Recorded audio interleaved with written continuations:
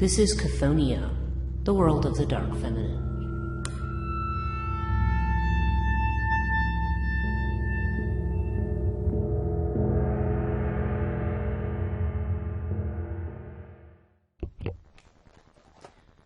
Hello and welcome to Chthonia, the podcast dealing with the dark feminine.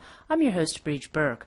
This week we're going to talk about, we've been speaking about voodoo loas, okay, or the intermediary spirits between the Creator and the human world. And we've also been talking about the Yoruba religion and the idea of the Orishas, which we see, and there is some crossover there between these deities and then the deities that you see in voodoo, and then in other, in these sort of Afro-Caribbean, Brazilian kinds of religions. You see this idea of the Orisha or the Loa, who are these intermediary spirits between. That function, even though technically the belief systems are quote unquote monotheistic in a lot of cases, because there is a sort of distant creator figure that isn't on the earth, doesn't really deal with humans, but has these other spirits to act sort of as an intermediary in this sort of combination of older pagan ways of practicing religion and what we think of now as more modern ethics doctrine-based ways of dealing with religion. Though most of these religious systems they're less about doctrine and they're more about experience, about experiencing the god, about being possessed by the god, and having experiences of dancing and doing ritual. It's about putting these things into action, not about writing long scriptures and having long theological treatises and things like that. It's definitely more of an experienced religion and not one that's intellectualized in any way. So as part of our series, I'm going to talk about two of the Orishas. This week we're going to talk about, next week I'm going to talk about Urzuli. This week we're going to talk about Oya. And Oya is the Yoruban goddess or Orisha of weather, especially tornadoes, lightning, destructive rainstorms, fire, female leadership, persuasive charm, and transformation.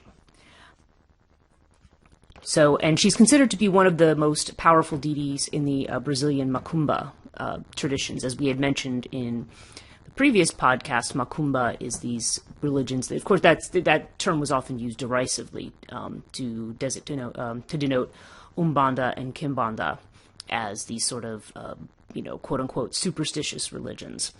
But nonetheless, these Umbanda tends to not identify as Macumba, although Kimbanda does. Nonetheless, we have the idea that this, we're seeing the connections here between these religious systems and then the African Yoruba beliefs, and how these deities interact with each other, and even how they may be related to each other or have some of the same attributes as deities that we're going to see, or loas that we see in the voodoo tradition. And I'm going to talk about that. Okay, with Oya, she's somebody, when women find themselves in these hard-to-resolve conflicts, she's the one to call on for protection. Her favorite color is that burgundy color that's associated with wine, and she exhibits 9 whirlwinds, as 9 is her sacred number, and allegedly she has 9 children. Now, in one version, all her children were stillborn and that she was considered to be barren. However, in another version, all of those, she is considered to be the goddess of the Niger River, but in the Brazilian tradition, of the Amazon River. And these 9 children that she has in African tradition are supposed to be the tributaries of the Niger River, the nine different ones. Okay, her sacred animal is a water buffalo, and we'll talk about the sort of symbolism of that, and where we also see that to appear in other places. Now, one thing I think we want to talk about, there's several things regarding Oya that I think are important to discuss, and the first is the idea of her marriage to Shango. Okay, it's Shango. He is considered to be, now again, he's an Orisha, but he has many of the attributes that you see of these lightning and thunder gods, like Indra, for example, or Zeus. or Jupiter, or Lugh in the Celtic. He is a storm god. The lightning bolt is his weapon, and Oya as his wife. Now, Shango has 3 wives. Okay, Oba, Oshun, and Oya, and it is said that Oya is his favorite out of the 3 wives, and she is so since as this Orisha associated with the wind and with storm, it's usually said that she always precedes Shango when he is going out to battle with his lightning bolt or to bring a storm, because obviously as the winds whip up, you know that the Shango with his thunderbolt cannot be far behind. Now there's a couple of different stories that I want to relate, so I'm going to talk about those, and also in addition to that, her comparisons to the other voodoo loas. And also I want to just talk a little bit about her association with the water buffalo, because there's also a separate story associated with that. So let's start there. Let's start with Shango and her marriage to Shango. Now, supposedly she is, as I said, she is the most favored of his 3 wives. And the stories that I have read seem to indicate that Oya appears in some ways. She's very primeval. I find myself thinking of, say, like Matangi, for example, in among the Hindu Mahavidyas. Dwells in the forest, as Shango eventually does. He eventually removes himself from society and lives in the forest. But there's a sense that she's very rough. Again, her animal is the water buffalo. And sometimes she is said to have, the attributes that her hair is, curled like buffalo horns and such things. And the story is, let me see if I have a copy of the story here. I want to read it to you. Before I move on to that, I'm just going to mention that her some of her attributes are the sword and the machete and the fly whisk. Okay, the machete is used as a symbol of cutting down dead wood. So she is a goddess who is associated with, or I should say an Orisha. I keep saying goddess, but she is associated with, clearing away the dead, making room. And she is also considered to be kind of a psychopomp, one who guides those who are newly dead to their next destination. And the fly whisk, of course, it's not hard to see where that association comes from. The fly whisk is it's like on like usually horsehair or something on a handle that one uses to literally to swat flies with, and sometimes people use it to fan themselves. But it looks like a big bunch of hair on the end of a stick. So given her association with winds and with this sort of violent wind energy, that's not too hard to see what the associations might be there. Okay, yeah, she's the guardian of the realm between life and death. And she is not only the goddess of spirit communication, funerals, and cemeteries, but also of clairvoyance, psychic abilities, intuition, and rebirth. Okay, and she is also associated with witchcraft. So we see all of this. She's both loved and feared for good reason. Unleashed Oya is the savage warrior, the protective mother, she whose power sweeps all injustice, deceit, and dishonesty from her path. She destroys villages if the need is true enough. For while she understands everything, she will only accept, act upon, and speak the truth, even when it's hard to bear. Wow. Okay. She's, that is an attribute that I've not really gotten into of these dark goddesses, is that they always deal well with clarity. When we talk about clarity, what we mean is seeing things for what they really are. And it is a truth. And truth is often, especially now for some reason, truth is something that's very hard for people to accept. There's a lot of people who seem to feel today the truth is, quote-unquote, your opinion. But that may only be true in some senses, in the sense of, for example, what system, symbols, or tales might work for you in terms of religion, in terms of mythical things that you might believe. But unfortunately, there's been a tendency to try to extend this to to things that are factual as well. It's not, I say the sky is blue. Well, that's your opinion. My opinion, the sky is not blue. Well, yeah, there's just certain things. Or 2 plus 2 is 4. Well, maybe I don't want to believe 2 plus 2 is 4. You know, that's your opinion. You should have an open mind. Yeah. Yeah, you see where I'm going with that. But I don't want to digress too much into that. But my point is that oftentimes, you know, perhaps not at that extreme of a level, but we do often deceive ourselves about things. And the Dark Mothers often, sometimes very violently and savagely, will rip away any illusions that you have. But as my ex-mother-in-law used to say, it's good for you. You know, it's meant to be good for you. And to put you in the right path, because you may have been, you know, walking along blindly down, you know, in an avenue that's not good for you.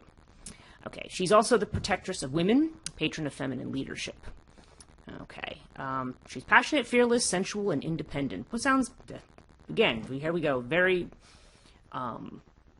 very much part of that list of qualities that we see in the Dark Mothers. Okay, so, okay, what I'm trying to find here is this Shango story, which I know I have here. Okay. Okay, okay, so here's one story of her and Shango that I have, that I've read. She says supposedly that the two of them, Shango and Oya, were having a fight, and she charged at him with her mighty horns. But Shango appeased her by placing a big dish of akara, which are bean cakes, in front of her. Pleased by the offering of her favorite food, Oya made peace with Shango and gave him her 2 horns. When he was in need, he had only to beat these horns one against the other, and she would come to his aid. Now, the other story that I read, I don't want to read the whole thing. This is a book by Judith Gleason, Orisha, The Gods of Yoruba Land. There's a story that's told, and I'm going to paraphrase it rather than read it the way she writes it, where a woman goes to a marketplace and she has paid for a certain quantity of wine, and she drinks the wine down, but then she throws the glass at the man who sold her the wine and said, "This has been watered down, you insult me," and so she left. And the man follows her. Now, as it turns out, the man is Shango and she is Oya. And she goes into the forest to change into her guise. Now, he refers to her as a beautiful antelope, and she says, you know, don't taunt me. Really, the implication is that she is putting on her her guise as a buffalo. Okay, but you know, they have this conversation, and you know, she's sort of trying to seduce him, and then he says, "Oh, look, no, don't be silly. You know, you're my wife. Let's go back." And so she goes back, and there's 3 wives. They each have their own residence. Okay? And Oya, when she comes back, the other 2 wives are none too pleased to see her, because they feel that keeping Shango's attention is difficult enough, and now with her there, you know, there's, you know, this incites a lot of jealousy. So Oshun finally gets very mad, and she goes to Oya and basically is picking on her for how she looks, you know, because she's very rough. You know, her hair's wild. You know, she doesn't do anything to beautify herself. Okay, she's very, very natural.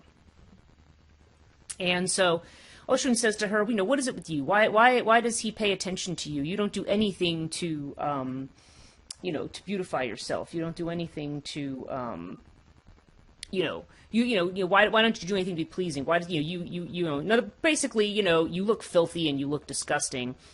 Why is he so attracted to you and not to us? And of course, Oya turns on her and says, well, she says, I'm the one who's keeping the house. I'm the one that's watching after your children.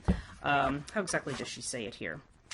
I have it in the thing. She says, I'm too busy taking care of things around here, your children included. You spend so much time bathing yourself and grooming your skin that run around covered with dust.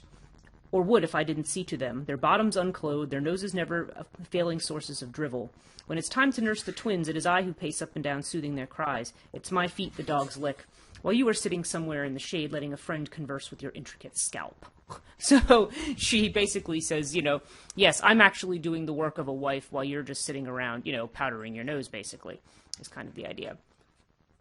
So, so there's this idea, so you get this idea that she is definitely more practical, more earthy, And she is not as interested in being delicate or, what we think of as delicately feminine. She definitely does not have those attributes. So the two of them get into this big argument. And then Shango hears it, and he comes over, and she, basically Ocean threatens to take her skin, her animal skin, and to rip it into a million pieces so that she can be just like the rest of them, as she said, not special. And she said to her, well, go ahead and rip it apart. That's just merely a shadow. You can't conquer me. And Shango then comes in and says, yes, but I could destroy both of you. So the women both scatter, both back to their village, their home villages when they're threatened by Shango. And it's said that what Oya does is she goes to Ishu, whom we talked about as, the husband of Pambagira. And Ishu, of course, is the trickster god. So she goes to him, and then when Shango pursues her and throws his thunderbolt, Ishu catches it, throws it back at him, and hits him right in the forehead. So this is the first time Shango's been defeated, and he decides probably not a good idea to get on the bad side of Ishu. So he makes peace with him. And Oya, of course, returns home and ends up becoming his favorite wife. When the other... when Ocean finally does return home, as they say, she's laden down with brass ornaments. They see that Oya is now his favorite. So so there's this. She is definitely she's definitely very powerful in her own right. She is very practical. She is she's action oriented. Okay, she's very she's like the what you would think of as the Princess of Discs or the Queen of Pentacles in the tarot. She's got this this practical quality. As she said, she's the one taking care of the children. She's the one who's actually doing the work of nurturing, not just walking around like looking at herself in a mirror. So she's rather critical of that and of the women who criticize her because she doesn't walk around and do those things. Now there is another story that I'm going to talk about another marriage of Oya, but I want to save that for the moment. Next thing I want to talk about is the comparison to the goddess Brige. Okay, now obviously Maman Brigitte was the first voodoo Loa that we had spoken about at the beginning of the year. And Maman Brigitte, of course, as we have said, is based on Saint Bridget or Saint Brige, and also the Celtic goddess Brige as well. And it is said that Oya is also associated with Brige. And in particular, she's associated with a particular saint, Virgin Mary as Our Lady of La Candelaria. Okay, and I want to tell you just very briefly about the attributes of the Virgin of Candelaria. She is she is the version of the Virgin Mary who is honored in the Canary Islands. Okay, and she is depicted as a Black Madonna. Which is I did a podcast with Ellen Jones last year on Black Madonnas as we see them in Europe, but this is a Black Madonna that we see in the islands, and so you can go back and listen to that podcast to talk about Black Madonna as representing again this very ancient earthy kind of energy. And she is, and of course, the Virgin of Candelaria is worshipped on February 2nd. Well, I shouldn't say worshipped, but her feast day is February 2nd, St. Brige's Day. Okay, it's the same thing. And she's, so again, her appearance has to do with like a miraculous statue and so forth, and I'm not going to get into all of that because I don't think it's relevant here. But here we have, so again, we have this deity who has all these attributes. Now, what makes her like Maman Brigitte is her connection in particular to the dead. As it says here, Oya is an Orisha of very fiery demeanor. Okay, there's your fire, all right? And has this far-flung connection with Celtic Brige or Bridget, both in her voodoo counterpart, Maman Brigitte, and her association with Our Lady of Candelaria. And yes, so she is, in that what it notes is that she is a guardian of graveyards. Okay, so Oya also guards the dead, and she also, as I had mentioned, brings those who are newly dead. She aids them in their journey. And as we can see from the story, that she is someone who has, in spite of her, perhaps what you might think of as a rough exterior, she's actually quite motherly and quite protective. So and she will quarrel and raise her voice, and she will not take being insulted or put down or anything. And she will even challenge her own husband. She will, there's not a, she definitely has those those very forthright qualities that we might associate also in tarot and in things like that with the fire element. Okay. There's that intensity, there's that movement, there's the violence of movement. Okay, so she's air and fire, really. And air, fire, well, and earth. I mean, we see that as well, and water because of her connection to the rivers. So in a way, she is sort of this very, very sort of primordial elemental deity that fits into all of these different categories. And it's interesting that a goddess or a Orisha of having to do with the waters actually ends up having this kind of association with fire. So dark mothers are very, very complicated. It's hard to say what they are, if they're one thing or another. Okay, so I've mentioned that about Maman Brigitte and the connection to Oya. I know I have another note here. Okay, Queen of the Marketplace. She's a shrewd businesswoman and adept with horses, which is interesting. As the wind, she's the first breath and the last, the one who carries spirits of the dead to the other world, and that's why she's associated with cemeteries. Okay, so this is another version of that. I'm just going through my notes here. And she is often called upon by women to settle disputes in their favor. Okay. Okay. Okay. I just don't want to go. I don't want to be repetitive of things that I've already covered. And I just want to see if there's anything else that I wanted to discuss beyond what I had mentioned. There's some people here who try to connect Oya with the constellation of Virgo, and they were trying to equate Shango with Heracles. But I think Shango's more in line with deities like Zeus or Jehovah or Indra or Lug, who are these lightning deities. Okay. So, I don't see anything else that I had wanted to discuss from that angle.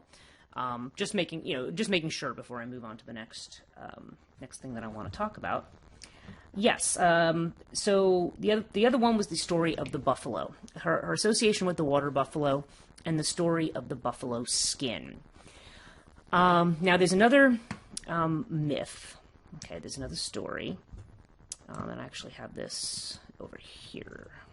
Okay, this is from an article by Ajibade George Olusola from a folklore site. He talks about he's talking about animal symbolism in this article, and he talks about a woman who is a here, I'll read this to you directly from him. According to the myth, a hunter went into the bush to hunt, and as he was laying an ambush for animals on a tree, he saw a buffalo next to a termite's nest. As he was getting ready to shoot the buffalo, he saw the buffalo turned into a beautiful woman who put clothes on and hid its skin inside the termite's nest. The hunter was astonished and could not do anything until the animal woman left the spot. Later on, the hunter came down from the tree, took the skin from the termite nest, and climbed up the same tree to lay an ambush again. Later on, the animal woman came and wanted to take the skin so she could transform into a buffalo again, but the skin was gone. She searched for it, and all her efforts were in vain. Then the hunter came down and approached the animal woman and asked what she was searching for. The woman answered, and the hunter told her he would show her where the skin was only if the woman consented to become his wife. The woman agreed to the proposal after a long persuasion that her secret would not be revealed to anybody. This was how they entered into marriage. When the hunter returned home, he introduced the new wife to the former housewife without revealing the secret of the new wife. They went on with their lives, and the wife had 3 children with the hunter. Over the years, the senior wife became curious as to the identity of the strange wife, but the husband refused to reveal it until one day, which he was enticed with delicacies by the senior wife and told her the secret and where he kept her buffalo skin. She was warned by the husband not to divulge the information to anyone or he risked dying. This is how they continued their life. One day the hunter went to the farm with one of his children with the animal woman, and the rest of them stayed home with their mother and with the senior wife and her children. There was a quarrel between the two wives, and the senior wife then used the secret of the skin to abuse the junior wife. She said, and I'm not going to try to repeat the African, I'm not sure if this is Nigerian, but I'm not going to try to repeat that. It translates to, "Eat and drink, your skin is inside the barn." The junior wife was surprised to hear this and greatly disturbed her. She felt that almost everybody in the village must have known her secret. The abuse revealed to her where the hunter kept the skin. She took it and turned into a buffalo again, and so did her children. And they headed towards the farm where the hunter had gone with the other child. By the time the strange buffaloes arrived at the farm, the hunter already knew there was a problem. He armed himself and the child and prepared for the battle. The buffalo, his wife who had turned into an animal, reminded the hunter of their bond and that the bond was broken by the hunter. The latter asked for forgiveness, but it was all in vain. They started to fight. In the end, when the father was killed by the mysterious buffalo, the child ran home. The boy was running away. He was told by the buffalo that he and his generation must continue to worship the buffalo. The buffalo went into the bush and left one horn on the ground for the boy as the idol to be worshipped. The boy was unable to turn into a buffalo because of the medicine that the hunter used on him. This is how the worship of Oya started among the Yoruba and is still conducted to this day. Okay, so we see this story of the buffalo, and one of the things. Now this is a type of folk tale about the animal / woman who has a skin that she takes. So her transformative power. She can put this skin on and become the animal and take it off. And we see this is also strikingly like the mythology or the folklore that surrounds the Selkie, which is a type of fairy-like creature that turns into a seal. Okay, it's a seal woman, basically. And we see legends of the Selkie in Scotland and in parts of Ireland. There's and up in the Shetlands as well. There's definitely this idea of there's also an actual story. Of a man who sees a beautiful woman who takes her seal skin off, and he does the same thing. He hides her seal skin, and when she comes to look for it, basically in that animal skin lies the power and the independence and the sovereignty of the female figure. So as soon as she takes that off, then it's sort of like she loses her sovereignty, and in a way, it's almost like creating a vulnerability there. It's the idea that one's animal nature is what makes one quote unquote ferocious. And it also makes me kind of think about some of the, again, when we talk about the dark feminine and we talk about the qualities of the dark feminine, we often have a lot of animal comparisons. For example, like the idea of the mother bear who protects their children. There's this idea of the monstrous female, who might be represented as a dragon or a serpent, for instance. Now, and of course, a buffalo is also an extremely powerful and dangerous animal, especially if it charges at you. And so the idea is that this animal essence is the essence of the feminine power. Okay, that it's this primal, and of course, when you talk about the animals, we're talking about the powers of nature. We're talking about the powers of the earth. Okay, so I find that to be now when I read this story and I think about that, and then I think about the Selkie story, I find myself saying, okay, well, it kind of makes sense in a doctrine-laden, ethics-laden religion that is also humanistic and raises human beings up by virtue of their reason and their rationality. Okay, so I'm reasonable and I'm rational, and this sets me above the animals, like that your animal nature is your lower nature. So the fact that you see these very powerful women with these very strong and ferocious animalistic associations, there's this idea that it's the animalistic quality that needs to be tamed. And I feel like that kind of could be, it's almost another piece of the puzzle as to why people are so frightened of the feminine, because it represents this terrifying energy, this very ferocious energy of the animal. Although, as you see in these stories, the animals are not without their intelligence. You know, it's not like, oh, the humans are intelligent and the animals are just, mindless. You see that they also have a spirit and an intelligence. But in Western religion, religious thought, that was only sort of derided as quote-unquote animism. And, oh, yeah, they believed all the animals and the trees had spirits in them. Ha ha, isn't that silly? Well, you know, but it also is that part of that justification that you see in biblical thinking that, quote-unquote, you know, God, quote-unquote, set man over the, you know, over creation. And it's a stance that science adopts as well, which is why I say that in that respect, science and religion are both two sides of the same coin. They follow the same myth that our technology and our rationality and our reason are what is going to, make us. We're going to outsmart the world. We're going to dominate it, and you know, by these kinds of associations with these powers of women that make women very independent and sovereign, if they're kind of viewed in this sort of animalistic way, there's this idea of, yes, you take away her animal skin, you take away her animal nature, and now she becomes a docile wife. Something very interesting to think about. But Oya, of course, in this one, she ends up leaving this husband, and later on, you know, how this connects in with the myth of Shango is not really, the connection there is not particularly discussed. But we definitely see her here as a kind of buffalo deity. You know, and whether this was an earlier myth or a later myth, I don't have any kind of chronology on that. One may not even exist. But you have,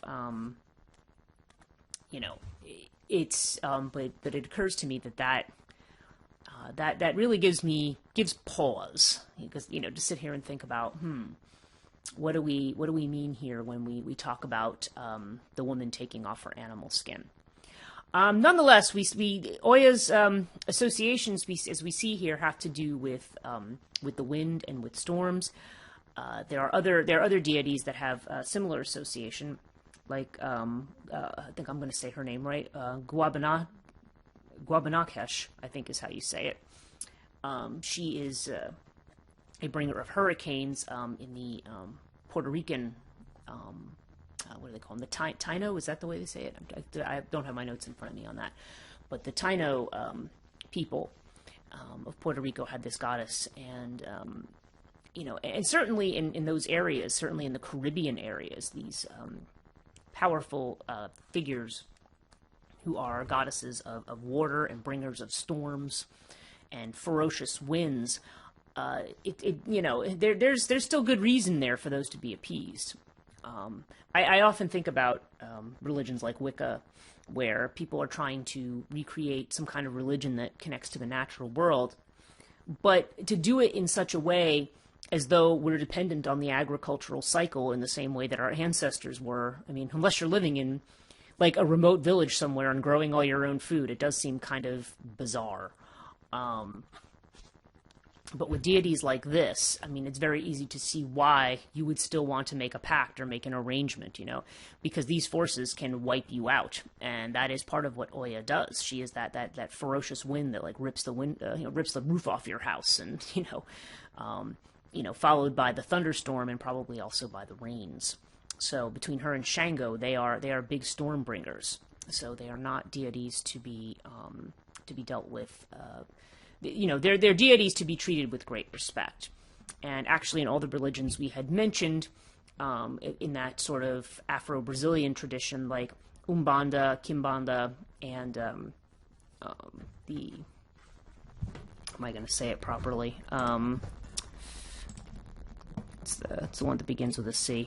I want to say Cambole, but I don't remember if I'm missing a, what you call it? What is it? Candomblé. Sorry, I knew I was missing a syllable somewhere. Candomblé. Okay. And in the Candomblé tradition, they say she's a warrior. She's unbeatable. She's referred to as, let me see if I'm saying this right, Iansa. Includes a great intensity of feeling, sensation, and charm, and control over the mysteries of the dead. And syncretized with Saint Barbara. That's rather interesting too. So in Candomblé, she's associated with Saint Barbara. In the other, she's associated with this Virgin of Candelaria. So, so she is this presence. She is this very powerful Orisha, and her influence does extend throughout the different Afro-Brazilian religions. And as you can see, she has her parallels with Maman Brigitte in Haitian voodoo. So yeah, we have this, very liminal deity. Her liminality is probably the last thing I think I'll mention here, and that is that she is, she's got her machete, so that's we said she cuts away old wood and makes way for the new. So you have this idea, and then she's the one who acts as a psychopomp. She helps the newly dead get to their next destination. So she's like a gatekeeper, helping people cross. She's a guardian of cemeteries, and she brings very sudden and violent change, which in a way makes her very similar to some other deities you might not think of as liminal, like Artemis and Apollo in the Greek. Because they also, as much as they had to do, they had to do with sudden and violent death and plagues. And in Artemis's case, with the passage of women from girlhood to actual womanhood and the ability to, monarch and being able to bear children and so forth. So she definitely has this kind of liminal quality. It's also worth mentioning, I think, that the water buffalo, even though there's no obvious connection between Hindu religion and the African religions, it is rather interesting that the water buffalo is associated in Hinduism. Actually, it's considered to be an evil animal because, as we said, the Mahisasura, the great demon, is in the form of a buffalo, a charging buffalo, and the mount of which is it? It's Varahi. She's considered to be the spouse of Yama, the Lord of the Dead, and his animal and his mount, is considered to be a buffalo. Okay, so the buffalo has this it already has an association with death in certain cultures, and it also there's this definite sense of danger and ferociousness that needs to be respected.